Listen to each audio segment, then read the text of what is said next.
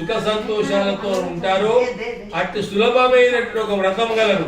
నీ మీద అమితమైన ప్రేమ చేత చెప్తే అదే సత్యనారాయణ స్వామి వ్రతం. ఈ వ్రత విధానము భక్తులతో చేసిన వారు ఇహలోకంలో సర్వ సుఖముల పొంది చివరికి మోక్షం పొందుతాయని ఆ యొక్క శ్రీమన్నారాయణుడు నాలుగు చెప్పాడు.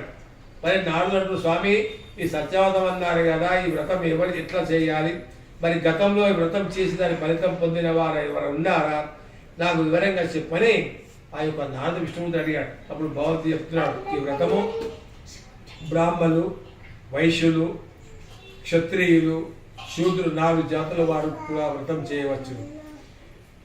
ఈ వ్రతము కొంతమంది నెలకు చేస్తారు, కొంతమంది సంవత్సరానికి చేస్తారు. పౌర్ణమి నాడు కానీ, ఏకాదశి నాడు కానీ, రసంక్రమణ కానీ సత్యవతం చేయవచ్చు. ఉదయాన్నే లేచి కాలకు నెరవేర్చుకొని పూజామని గోమమితో అలికి, స్వామి ఈరోజు మా ఇంట్లో సత్యవతం చేసుకుంటాం మనం సంకల్పించుకొని పూజామని గోమమితో అలికి 5 ముగ్గులు పెట్టిన ఒక పీఠం, ఒక చెంబు, అది వెండిది కానీ, రాయిది కానీ, స్టీల్ది కానీ లోబత్తం చేయకూడదు.